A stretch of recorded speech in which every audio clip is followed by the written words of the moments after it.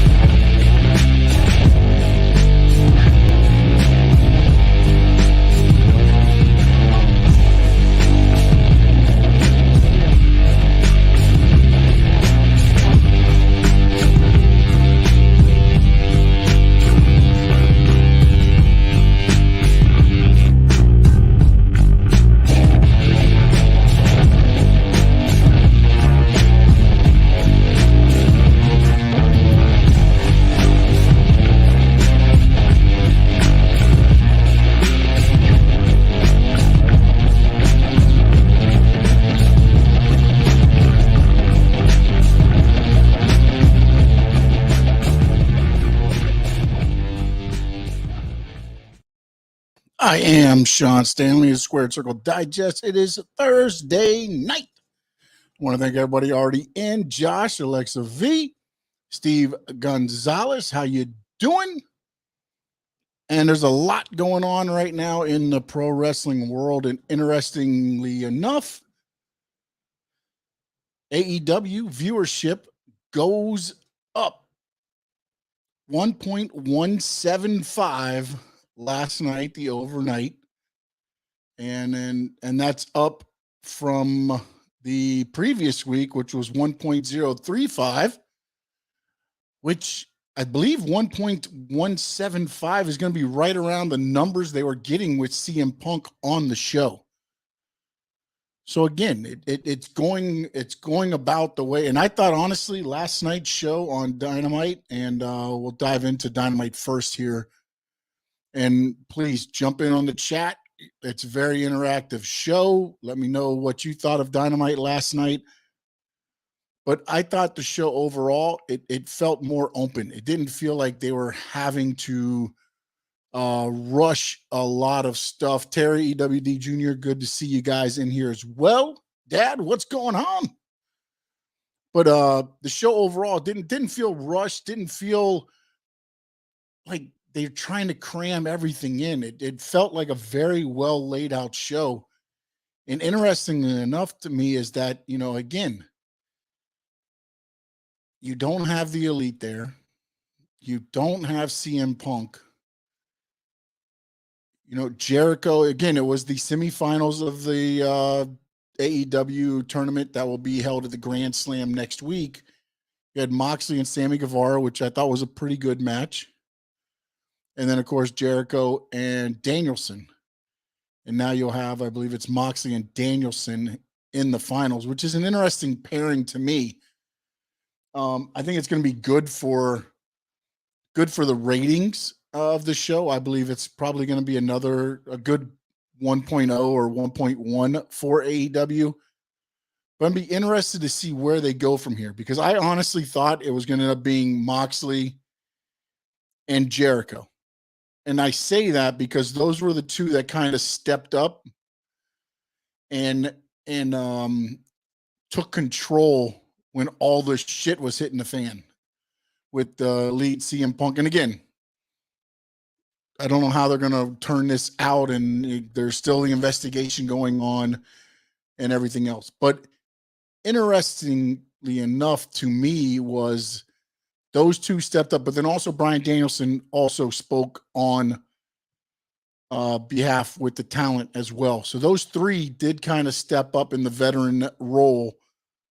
But I really thought it was going to be Jericho and Moxley, to my surprise. And again, I think for the story and for AEW, I think this is probably better being Moxley and Danielson, just for the fact of you can roll on with this story. And again, it's not the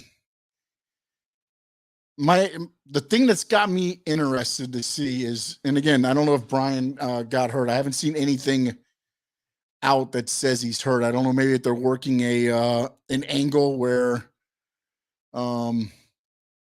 he got injured or anything. I'm trying to go through here real quick and look. I didn't see anything when I was checking, Frankie, about Danielson getting hurt. But yeah, so I don't know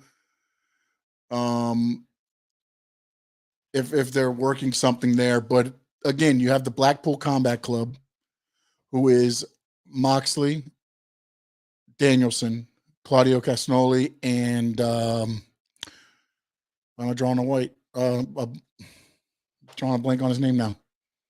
Wheeler Yuta. Sorry, Wheeler Yuta. Sorry, jeez, Wheeler Yuta. Sorry, Wheeler Yuta. Who just lost his title, the ROH Pure title, the other night. So again, a lot of ways you can go with this. Is it going to be a pure, it's going to be a fight either way you look at it, because these two are going to tear each other up. I think one or two thoughts, and I know it's going to sound like I'm trying to play both sides of the fence, and maybe I am here with this comment. Jon Moxley wanted to take time off in the beginning of September through, they were going to be in Cincinnati, I believe, the first or second week of October. That was going to be his big return in his hometown to the big, surprise return there. Do they put the title on Danielson and give him some time off? Because again, here's the other thing. MJF came out and he tore into Moxley. And then at the end, he kind of throws in also Jericho and Danielson. If you win the title, you've been warned too. But he's really tearing into Moxley and saying that, I'm not the same MJF I was when you fought me before. So it got me to wonder, does MJF cost Moxley the title, put the title on Moxley? MJF does a number on Moxley. He's out till the Cincinnati date, which I believe is 2 weeks now. It was going to be, I think, 3 or 4 weeks. But from the Grand Slam date, I believe it'd be 2 weeks out, and then have him return and go after MJF. And maybe that's the first time MJF has, more physical confrontation, other than, I think if they do it the way I think they should, Moxley would get attacked from behind by MJF. Maybe as he's outside the ring, MJF lays him out, whatever. Maybe Danielson doesn't see, rolls Moxley in, and then Danielson can do whatever, for the finish. But he ends up costing. That way, MJF's got a feud to lead into Bryan Danielson and possibly the title. And again, this is all based on not knowing if CM Punk is still with AEW right now, when the elite suspensions are up, or anything else. Apparently, Pat Buck and Brandon Cutler have been cleared to return to AEW already. So again, there's still an investigation going on, but it looks like Pat Buck and Brandon Cutler were actually backstage last night at the show. So again, how long these suspensions are going to go for, I almost feel like a weight has been lifted off of Tony Khan creatively with CM Punk being gone. And I only say that because when I watched the show last night, it really looked completely different as far as the talent, like everybody, it just felt different. Maybe all the shit needed to hit the fan so everybody could get out whatever they needed to get out and that talent meeting they had and move forward. Maybe people were walking on eggshells and it was showing in some of the performance and it was coming across on the production of the TV show. But that AEW last night looked different, and kudos to everybody tuning in. They got a 1.175. So going to be interesting to see, again, can they keep up this momentum? They got a big show coming up next week at the I want to say Super Clash. Damn it. The Grand Slam at Arthur Ashe. So that, again, that's going to be a big moment for AEW for me, I believe, because they have gone up now. They're starting to get that uptick. I'm not saying they got to stay at a 1.175. They need to stay above 1.0. 1.0 is the drop dead line for me. Are they keeping the pizza wrestler, or was that a one hit kind of thing? I don't know, man. Sometimes I feel like they just throw stuff in there just to give Ethan Page somebody to hit and beat down. I mean, you might see them pop up. Maybe they're again. One of the things that was interesting, and you've seen it on WWE TV now. You'll see little things in the back, like the wreck car, and you saw Nikki ASH and Doudrop arguing. The car was wrecked in the back. They're kind of in the background. Sometimes you just start throwing things out and just little subliminal messages and see, maybe he'll pop up doing something else and then all of a sudden he'll stay. I remember Adam Rose, right? That was the party guy. And then he changed the gimmick again, but there were little hints throughout the thing, and then he had the party bus and then he debuted. So maybe that's what they're doing with the pizza guy. I don't know. Maybe they're trying to get again, Little Caesars, or maybe there's something going to be played into this, because the one thing AEW has done, especially with Discovery, has done a lot of, the Shark Week, when they did the Shark Cage match where they had Jericho's Appreciation Society in the Shark Cage during Shark Week. They do a lot to help and pander to their I guess their owners or their TV partners, I guess, which would be the right thing to say there. Want to jump over real quick. I don't know. Again, NXT, I said, to me, I wondered if Triple H was going to start bringing back and pushing NXT as a third brand. You saw Solo Sikoa return and win the North American title. Then as the show's going off, Shawn Michaels is, voicing over the NXT, because it was 1 year of the NXT 2.0 brand. And then at the end, he's like, we are NXT. They show the NXT 2.0. And then all of a sudden it's the black and the gold outlining it. And bam, there it is. Returning the NXT black and gold. I honestly believe, and again, I don't know what the talent roster will look like, but I believe Triple H is going to want to see the NXT black and gold become a third brand for WWE. It's difficult because, again, the thing with the WWE audience is usually I want to say brainwashed, but you're kind of, what's the right word? You're brought up to wrestling a certain way, right? When Vince McMahon, again, all that's kind of changing now with Triple H and Stephanie and Nick Khan. I'm not sure how much he has to do with the creative side, but you're seeing that now. But usually a WWE audience, you're kind of beat down with the product, right? This is how a WWE product is. You're seeing things change now. You're seeing fights in the back again. You're seeing the stuff that made it exciting during Again, I'm not going to say it's going to be like the Attitude Era because I don't think you're ever going to catch that lightning in a bottle again. But you're starting to see steps toward it being a more chaotic show. Controlled chaos, I guess, would be the right wording by by WWE. And it's making for more interesting shows. And you're getting wrestling fans back into watching. And again, I've said it for a little while. Raw was 3 hours of eye gouging, sports entertainment to watch on TV. Now I can watch all 3 hours. Is it still long? Yes, 3 hours is too long. But I can tell you now, it's a lot better watching the 3 hours I watch now than the 3 hours I watched a couple months ago. A couple months ago, as I said, I wanted to poke my eyeballs out and never probably watch wrestling again. It was getting that bad. It was the same repeat shit and the same people getting pushed. And now you're seeing little things change. Again, not going to happen overnight. It's going to be a process. And as guys, Cody now looks like he's probably going to be coming back around the Royal Rumble now. Could he come back sooner? Probably, but why?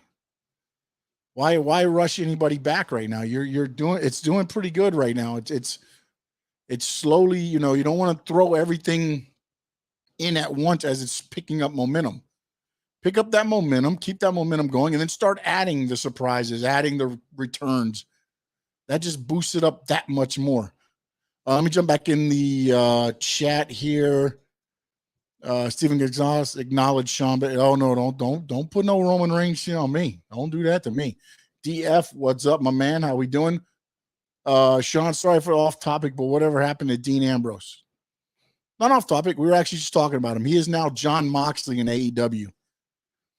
He left WWE, right around, it's been a while now, about 2.5 years ago. Dean Ambrose left WWE and retook his name, John Moxley, that he had in Ring of Honor and some other before the WWE time frame, and now he's wrestling there. And he'll be fighting Bryan Danielson, who is the former Daniel Bryan in WWE for the AEW title next Wednesday night on TBS. So no off-topic stuff here, man. We will discuss and talk any and everything wrestling. So an interesting thing I saw too was that the Dudleys are returning to 2300, the arena that ECW used to fight out of. It's going to be Bully Ray against Matt Cardona, and Devon will be in the corner with Bubba Ray.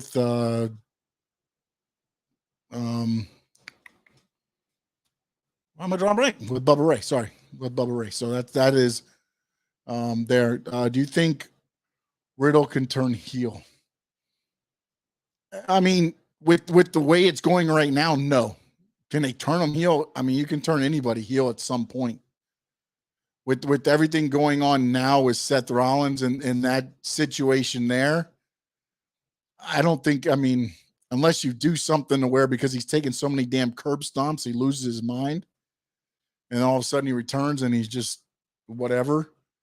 And again, I'm working it into the story and the storylines as they are right now being worked, Frankie, because, I mean, again, he's getting laid out all the time. Could he snap at one point? Yeah, but I think right now it's going to be him and Seth Rollins until Cody comes back, and at least they keep it a little bit fresh on there. What do you think about the segment with Dominic and Judgment Day? I didn't get to watch the whole thing.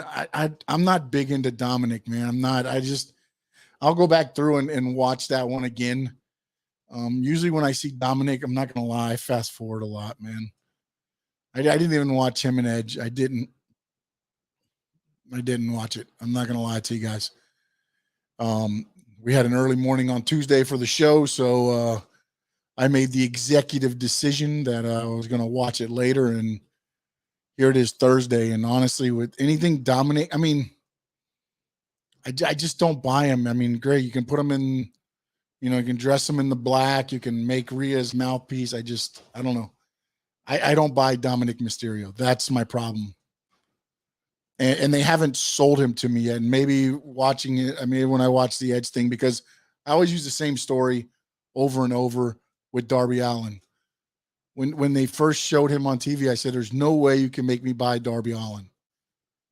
Then he fought Cody 3 times, and I was like, okay, you know, again, they gave it to him, and he took it. You know, same thing with Orange Cassidy. When they first brought them guys out, I was just like, and he grew on me. So, you know, Josh, I think Edge has a broken. Oh, I have to take a look at that. I don't know. I have to go back through there. And like I said, I did not watch the end of Raw. To be honest, I'm not a big fan of the Miz right now. They're making him too afraid. Yeah, but again, that's what they do with the Miz. The Miz is that guy that. Let me see. Who was it? Who's one of those guys I can kind of. He's like, and it's not. I was gonna say Tully Blanchard, but he's not really. He's that guy that they kind of put you in a feud with to elevate you into the title picture. It's like, okay, we'll see if he's ready to do a feud. We'll throw him in with the Miz, see how he does. You know, it's the Miz. It's let me see who else would be one of those guys. Ziggler's another guy when he's heel. They'll throw them in there just to see how they do. But again, it's not more of them hurting the Miz. It's what the Miz is doing to help Dexter Lumis. You know, again, if Dexter Lumis is this creepy guy and he's doing all this stuff and the Miz is just like, I'm this big bad guy, you're killing Dexter Lumis. You're killing the gimmick already, that the presence and everything that, you know, is being trying to be brought up for Dexter Lumis. I'm sorry, I was looking at something on the side. I apologize there. Trying to find out now, since Josh just sent that in, there was a thing here and I cannot find it right now. So I apologize. I had bookmarked it. And of course, right when I went to go live, it closed out. And now I'm trying to do both at the same time. And I don't see anything. I'm just trying to see anything about this Edge broken leg thing. Because as I said, I haven't really went back. Dominic Mysterio is just not the not the answer for me. But as I was saying with the Miz, I look, man, the Miz does his job. That's why he stayed around for as long as he has. If you need him to do a main event, then he's going to be a main event caliber, you know, performer. If you need him to just, you know, help out Dexter Lumis, he's there to do that as well. So, you know, it's one of those things. I know Miz rubs a lot of people the wrong way just because, you know, the way he's portrayed and the attitude and things like that, but it definitely is not a knock on him to me. Do you think the Acclaim will beat Swerve and Keith? Man, I agree with you, Frankie. It appears that way, and the Acclaim to me has done everything that they can do to get over, to show people that they are ready for that title run, maybe. But also on the other side of that is you got Swerve and Keith Lee. Do the Acclaim beat them clean? You know what I'm saying? Like, there's just, I think when Swerve and Keith Lee lose the titles, it's going to be more the breakup of the team.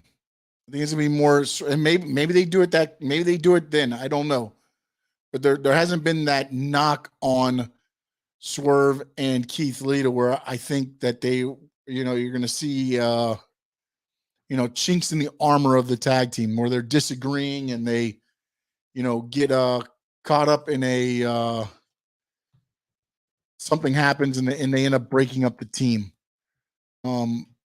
So as much as I hope the Acclaim does win it, because I think they have done everything that they can, it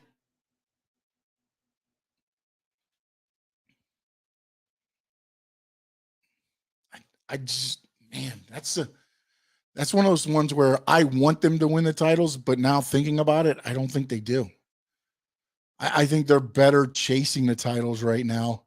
Man, I talked myself right out of that, Frankie. Thanks, man. Thanks for making me talk myself right out of that.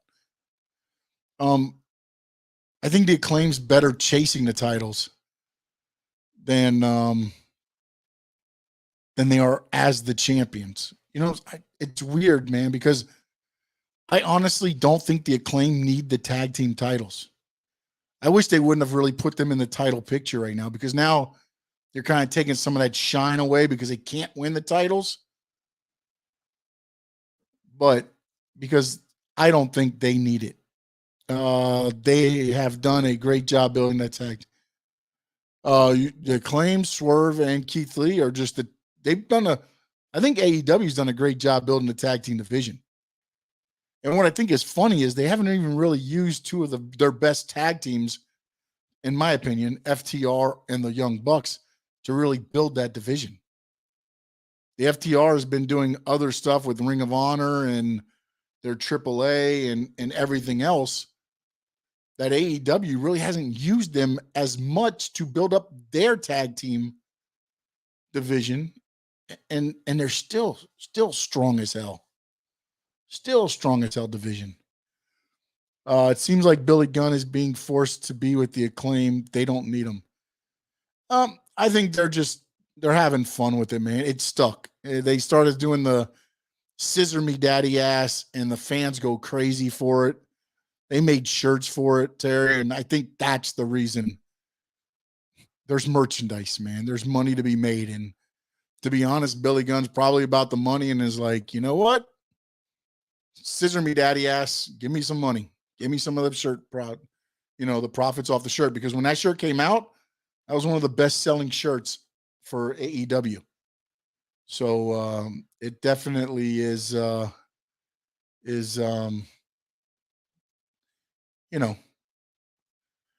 right. So let's see here. All right. They put him through a table, hit the coup de grace, give him a glass growl grimace, the broken leg of a steel chair, eventually nailed him with a concerto. They said he suffered.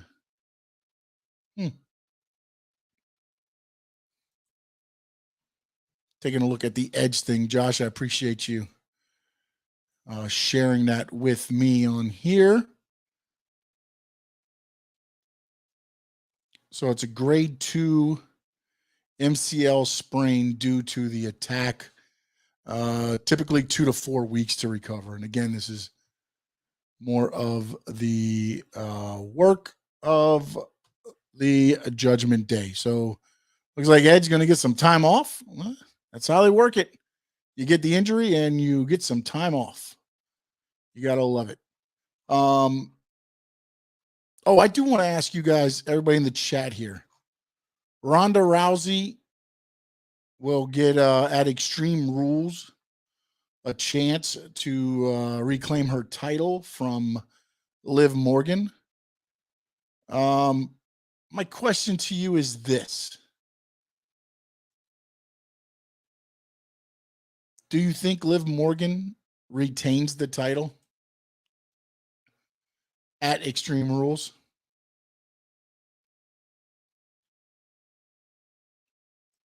And I ask this because to me, it's very interesting that she earns the title shot at Extreme Rules when usually anything can happen in those matches.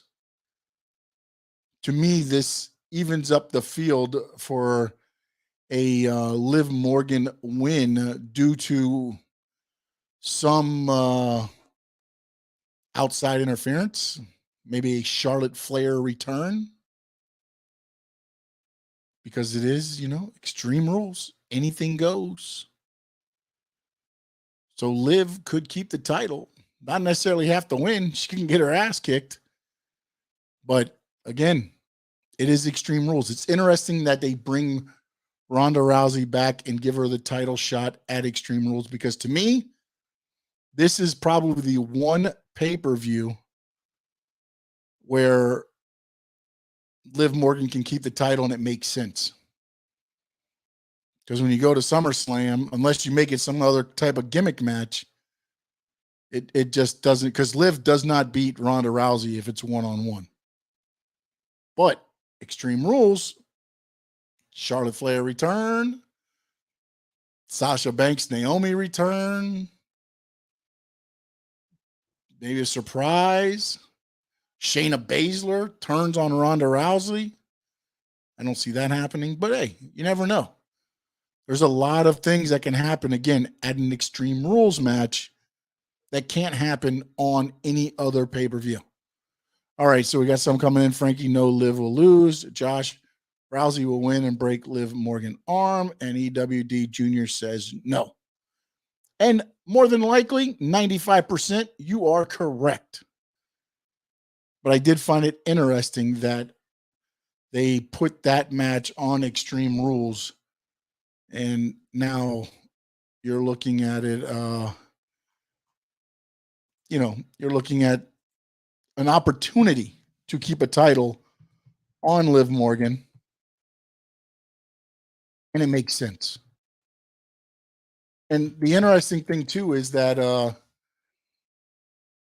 with Liv Morgan, and I'm trying to find out because yesterday it was released, the PWI 500. Trying to find one that doesn't have the video here, and apparently I did not do that correctly. So before that even starts. But the PWI 500 comes out, and I guess you know who the number one ranked wrestler in the PWI 500 is, correct? It is Roman Reigns. Acknowledge him. He is number one in the PWI 500. Number 2 is Okada. Number 3, CM Punk. Number 4, Hangman Adam Page. Interestingly, 5 was Bobby Lashley. 6 was Cody. 7, Bryan Danielson. 8, El Hijo del Vikingo, which is, I think, AAA. 9, Big E, well-deserved. And number 10, interestingly enough, is Jonathan Gresham, who was the Ring of Honor champion, and then he lost the title there. Did he really deserve it based on how many times he appears now? I mean, he makes the money for WWE. He is the face of WWE. So, I mean, and again, this is the PW 500. I'll say this real quick, is based largely on factors like win and loss record, championship wins. Again, this is why it makes it difficult to argue Roman Reigns number one, since he didn't lose a single match of consequence over the course of the year. So again, it takes into account those, which is also why, CM Punk came in at number 3, after just returning. I mean, he hadn't been there. He's had 2 title reigns and it's lasted 6 days. So, again, the PWI 500 is one of those things where it's cool to see your name, but it's really just kind of like, it's talking point. It's kind of like what, I know everybody on this loves, football and talking all the football and stuff. It's kind of like the ESPN power rankings and things like that. Just gives us fodder to talk about. Hell, I was so happy. I made one time I was 279, and one time the first year I was 360 something. The next year I moved up to 279. Dude, I was in heaven. I got to see my name in a Pro Wrestling Illustrated magazine, and at the time, believe it or not, this is going to be funny, but I was in a group in NWA Sunray, which was ran by a piece of garbage, but that's beside the point. And we were called the Firm. It was myself, Dow Jones, and NASDAQ, and we were called the Firm. And last night, Stokely Hathaway comes out, and they have the Firm with MJF. It was very funny for me, because that's what we were called at the NWA Sunray, and that was our 3-man group. I was the heavyweight champion; they were the tag team champions, and we were called the Firm there. So it was funny to see that. Surprise, Daniel Bryan. No, Bryan was in there. He was in at number 7. Bryan Danielson was in at 7. Wardlow not in there, but again, I mean, if it goes by wins and losses and championship wins, he's only had the TNT title for about 3 victories. So that hasn't get it. And again, this is only the top 10. I'm sure he's probably not. I would not think he's too far out of the. I only printed out the top 10. Let me see here, Frankie, because let me see where Wardlow is in the.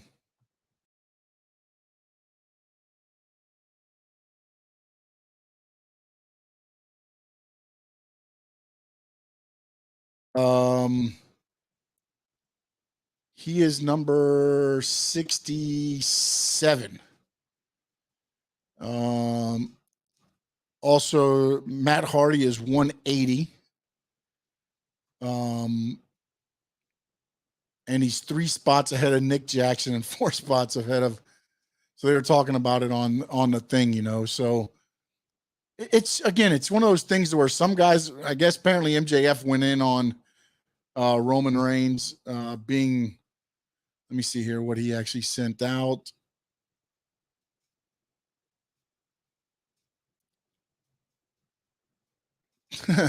Again, MJF doing what he does. He says on Roman Reigns being the number 1 in the PWI 500 at official PWI, hit the nail right on the head. Great job, gang.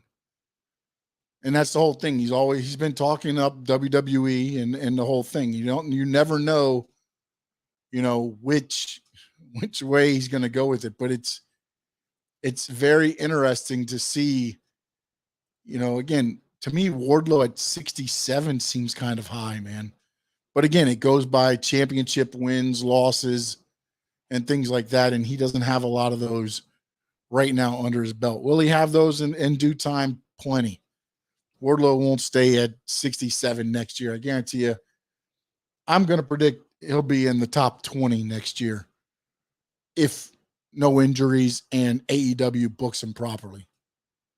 That's also the other thing is I think, Wardlow kind of got lost in all this crap that's going on in AEW with Punk and the Young Bucks and all that. Boss B says, "Good evening, Blackheart. I spoke to Lou for a while. He said you need to throw the mask back on." I do. I should probably do the show in the mask, but then you wouldn't be able to see. I'm not sure how it would come out talking either, but the Blackheart mask, for those that it was just basically a mask, no eye holes, no mouth holes.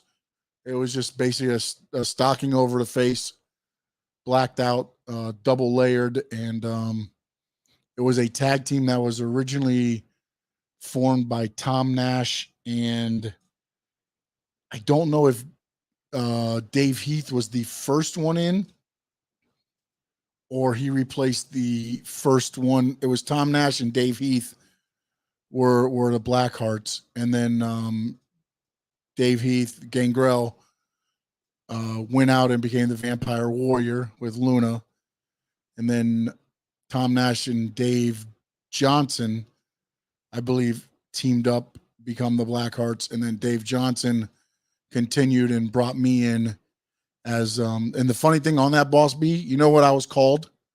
I was Low Budget Blackheart. That was what they called me, because I filled in for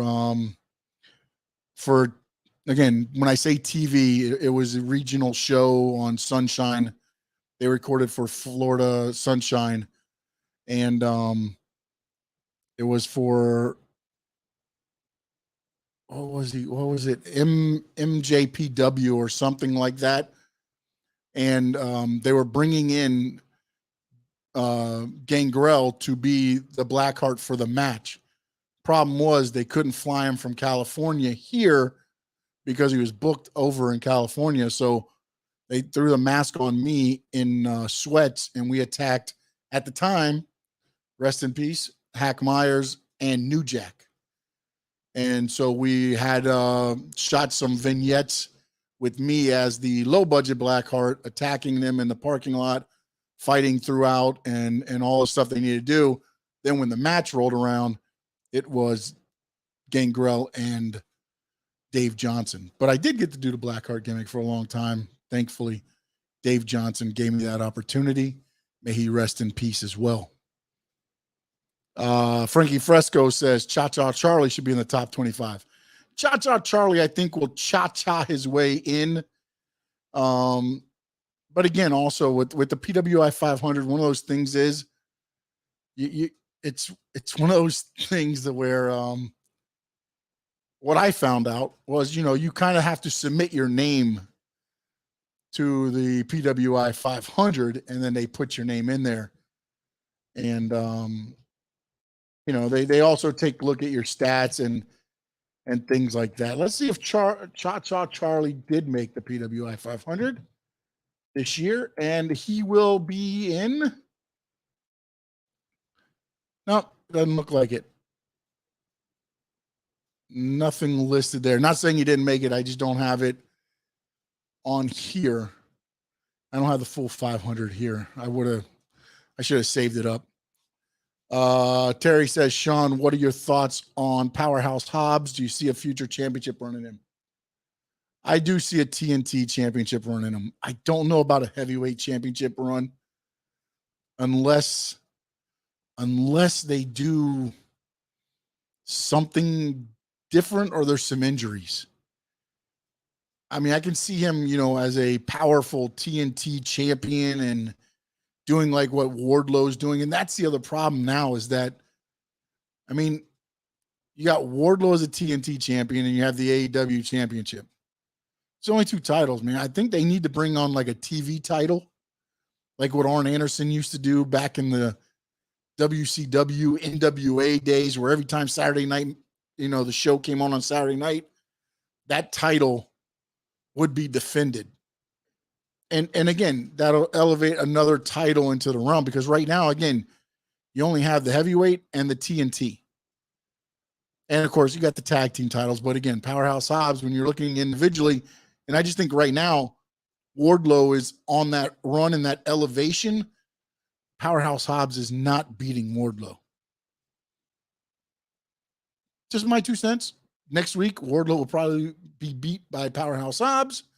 Since I said that, and now, Powerhouse Hobbs will be running. I think it would be a great match as well, too, Terry. Again, but those are things that, like, I think a lot of these guys, Wardlow, Hobbs, Starks, even the tag team division a little bit, started getting lost with all the shit that was going on. I mean, you've got CM Punk that you got to get on the show. John Moxley's got to get on the show. Chris Jericho, Bryan Danielson. You want to throw out the women's champion, at the time. You've got to, only so much TV time. And you're trying to get all this. I think a lot of stuff fell through the cracks. And I think when everything hit the fan this last 2 weeks now, I think it maybe opened up some opportunities. And also, I think maybe some people finally got a voice and said, you know what? I'm not happy. I want more time, more TV time, more whatever. And we'll have to see. We'll have to see where it goes again. Because, again, these guys are suspended. They're not gone. Well, we'll hold off on that. CM Punk did undergo surgery, and right now he's out. He won't return till at least 2023. I do not see him being let go. But again, weird things have happened. Maybe AEW is still, the investigation's going on. Maybe they're trying to find the out. I don't know. Pac versus Orange Cassidy looks good. Yeah. Yeah, they've had a few matches and they've all been good.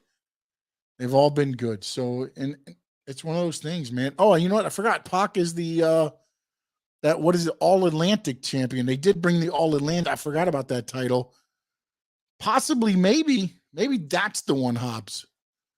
You could have Hobbs as the All Atlantic champion, Wardlow as your TNT champion, and then Danielson as your heavyweight champion. It's not a bad little lineup there. And then the Acclaimed as your tag team champions. I could go with that.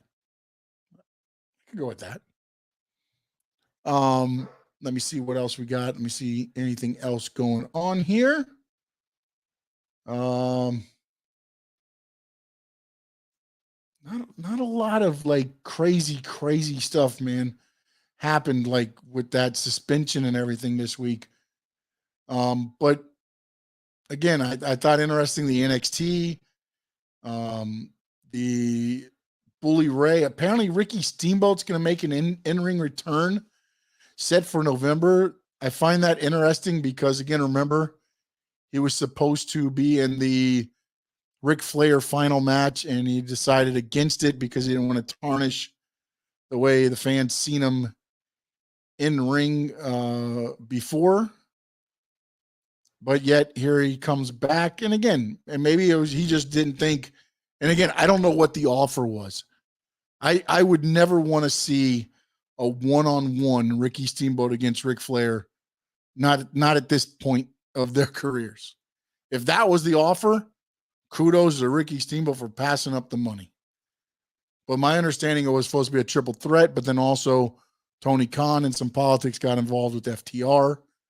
And then at that point, I think Ricky decided to step out. And I think it was a good call. But it'll be interesting to see who he set for the in-ring return. Let me see the company name. It's going to be in Raleigh, North Carolina for Big Time Wrestling on November 27th. So that will be an interesting thing there. It seems like they are not using Jade Cargill enough. What do you think so? She is very interesting, Terry. I think she has everything to be a superstar. But I don't know what happens. Because to me, honestly, I would take the TBS title. I would put the heavyweight title, the AEW heavyweight title on her, and then have her drop the TBS title and then put the TBS title somewhere else. She has the look. She has the talking abilities. And again, she's still a little bit green, a little rough on the edges, which maybe is the reason they put the TBS title on her, just to kind of, boost her up a little bit more. And then, I don't know that she can carry a match as far as, she's got to be in there with the right Athena. They've been feeding her, very good, talented workers, Madison Rain. They've been feeding her those. My worry is that they push her too soon to areas she's not ready for. So I think they are doing a decent job with her. Would I like to see more from her? Yes, but also I think they're kind of, again, they're doing the whole, I think she's 38-0 now, or maybe 39-0. I'm not sure where she's at now. But sometimes I think you get in trouble when you do that. Remember what happened to Goldberg when he lost. Everything after that just went downhill. And again, it was WCW, and WCW was going out the door as well. But when you're building people up like undefeated, you have to lose at some point. And I mean, hell, Goldberg, what would they do? They stunned him. They did the stun gun, Scott Hall, and then Kevin Nash power bombed them. And then after that, it was kind of like, now what? So I worry a little bit too with Jade getting that push that she's getting now, is what happens next. What happens when she loses? Where does she go?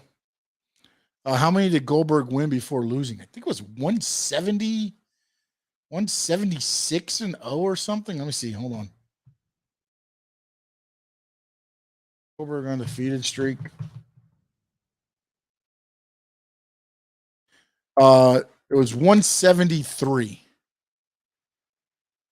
Let's see here. Let's see. WCW claimed that Goldberg accumulated a record of 173 straight wins. Of course, the real number is in question. It ended at Starrcade 98 when Goldberg lost to Kevin Nash. And then also remember Kevin Nash, the interesting story was he was the booker. He was helping out in creative, but he said that it was already put together. The one thing that Goldberg wanted to make sure, Goldberg actually wanted him to hit him with a real tase gun. He was like, if my character's going to lose, it needs to be. And again, it's all on the Goldberg A&E biography, I think it is, or Legends or something. The Goldberg one, I check that out. It's pretty interesting. It goes through the whole buildup of, when he came in and what they were going to do with them and how they were going to do with them. The fact that the way they mishandled him, I guess, not him not understanding everything that was going on as far as, he's getting this big push and he's getting all this stuff done, but he's not really understanding the whole thing. Is just like, hey, go out there and do this, go out there and do that. He did what he was told. I saw something. Any update on Becky Lynch? I have not heard of anything. I know she had it was an arm injury, and I know she's going to be out, I think, until SummerSlam. So around November-ish, I believe, is the time. But again, I believe you're still going to see Toxic Attraction, which you saw the tag team up. Does Mandy Rose come up? Again, it depends if they do the whole NXT as a brand. I think if they do the NXT as a brand, you're going to start seeing Mandy Rose more on Raw and SmackDown, so that more eyes see her to bring those eyes to SmackDown. So it's one of those things to where I think right now Becky Lynch, she might be healed up and ready to go, but they're probably gonna hold her down for a little bit and just let what's going on now. You don't want to just throw everybody back into the fire when right now everything right now is working. You know what I'm saying? I mean, it's like you still have Sasha, you still have Naomi, you still have Charlotte out there, unless something's changed within the workings. You have those three to return. You got Becky coming off of an injury. You can bring up Toxic Attraction. There's a lot going on in the women's division, and Triple H and Stephanie are very, high on the women's division. You saw that at Revolution. I mean, I know it didn't go anywhere after that, but I don't necessarily know that was, their doing. I believe it was the man in charge. And then there was no chance in hell that the women's division was actually going to become a stalwart of WWE programming like it was done at NXT. I mean, remember, NXT was the first one to have, the women be in the main event and steal the show, by the way. Sean, why do you think they don't put Jade in the women's division? No, she's in the women's division. It's just they have her as a TBS champion. I don't think they put her in the title picture. Because once you put her in the title picture, she has to win the belt if you're going to keep the undefeated streak going. And then you get into the Goldberg waters to where, okay, what do we do? Who's going to be the person to unseed Jade Cardell? That's where you get into a little bit of trouble. Because if you don't have somebody, a big signing or somebody to come in, who do you end up on the roster? Who's going to be that person to break the undefeated streak? And also, by the way, take the title away from Jade Cardell. Again, it comes down to,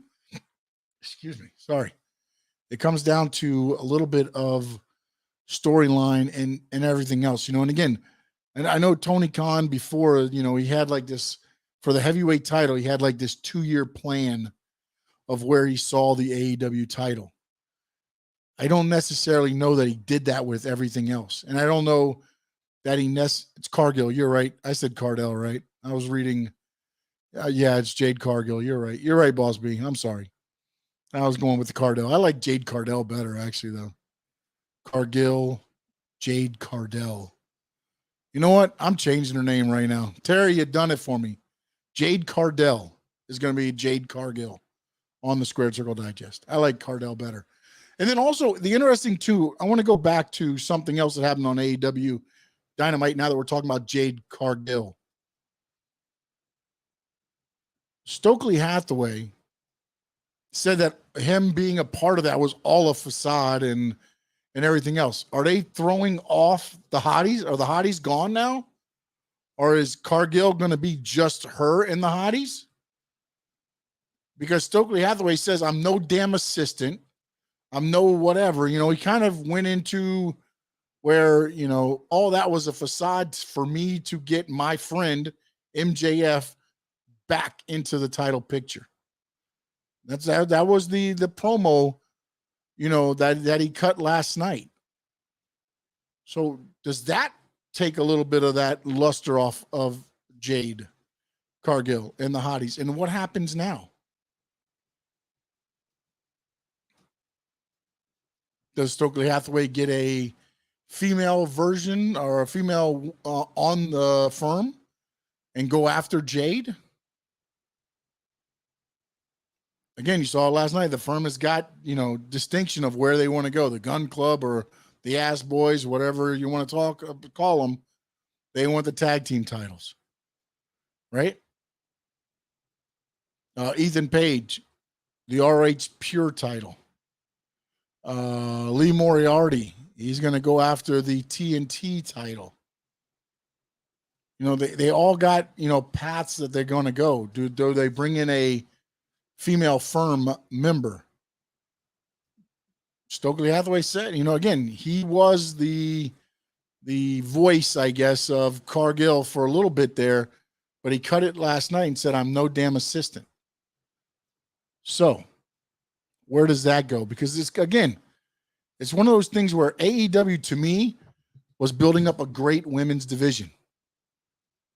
I feel like right now it's gone a little stale, but also I feel a lot of it had gone stale because I feel like they're giving too much attention to the top half of the card, which to me is the same thing Vince McMahon did when AEW said they were going to be different than what WWE is. But once you sign CM Punk, Bryan Danielson, and all these guys, you started, you know, again, 2 hours of TV, 2 hours of TV cannot equate to keep everybody happy. Now the shit has hit the fan. And what? The product looked a hell of a lot better the last couple weeks. I'm just saying. And you still got names there. You got Moxley, you got Jericho, you got Danielson. You're still pushing the big names, but they're not, you know, the whole show's not all them. That's been the issue. And I mean, it does help when you have, you know, Danielson and Jericho in the same match. So now those don't have to be two separate segments. You don't have to have a segment for CM Punk, a segment for John Moxley, a segment for the Young Bucks. You only have so many segments on a show. So now it looks like, you know, again, maybe this is a blessing in disguise the way this happened, to where now maybe some of the, you know, the glasses have been pulled back a little bit off of Tony Khan, and he's seeing a little bit clearer now. And we'll have to see. Is Dan Lambert done with AEW? I haven't heard either way. I know right now they're not using him, but that's not to say he doesn't just pop back up. I haven't heard either way. I don't know. I know he's been doing some stuff with CCW. So maybe Boss B has actually talked to him at one of the shows and can enlighten, but there's been no word either way. And honestly, there was no word that Dan Lambert was going to be as involved with AEW as he was. But I believe AEW did miss a little bit of an opportunity if they could have got Jorge Masvidal involved in that, even if just a little bit. Let's see. Too much Britt Baker on TV. Yeah, I mean, yeah, I guess you can say it. And that's also another thing is Adam Cole's out too. So he hasn't been on TV. So you've got Omega, you've got Adam Cole, you've basically got the whole elite out. You've got CM Punk out. Let's see who else hasn't been on TV in the last 2 weeks. Let's see. Trying to think off the top of my head here who hasn't been on. Claudio has been on Rampage, so you haven't had him on Dynamite. FTR has not. Dax did a match, I believe, on Rampage as well. So you haven't really used FTR as much on Dynamite. So you're starting to free up a little bit of segments for some of these other talents to start, your powerhouse Hobbs. It was good to see him. Again, he only got 3 minutes on TV, but that's all he needs. Come in, spine buster the guy, put him through the ring, pin him, go on your way. They brought back Ricky Starks, so we'll see where that goes with him afterwards, and we'll have to see where it heads. All right, guys and gals here in the chat. I appreciate you guys. As always, appreciate everybody that was in today talking some wrestling. Of course, we got Boss B, Frankie, Big O jumped in at the end there. Terry, Heat Fins. Oh, I didn't see you late again. Oh, boy. Oh, this guy's late all the time, man. EWD Jr., Josh. Dad, appreciate you as always. DF, Steven Gonzalez. Frankie, if I didn't say you and I missed you, I apologize, but you are in. Alexa V, Josh, of course. Appreciate you all. And of course, don't forget, you got the Ric Flair drip. Don't worry about that. Don't forget about that. The Ric Flair drip. Frankie Fresco says Kip Sabian. Yeah, we'll see where that goes too. I don't know, man. I know he's underrated, underused. He was injured. He came back. He lost to Pac, and now we'll see where it goes. But Frank, I don't know, man. I don't know. Again, I thought I had an idea of kind of how AEW was going to go. Then WWE did all the cuts. They signed a lot of the talent, and things have kind of changed, man. It's changed a lot to me from the outside. I don't know what's going on the inside. Of course, we've seen there's been a brawl and everything else. But again, controversy creates cash. Since that brawl happened, the 2 highest rated shows, I believe, this year have taken place. So maybe they're getting done exactly what they needed to get done and to get things back on the right track for AEW. But speaking of the right chat, make sure you check out Big O Cuts. We're live on there right now. So make sure you hit subscribe, like, and everything else that you do on those days. And in the words of the great Gordon Soley, so long from the Sunshine State.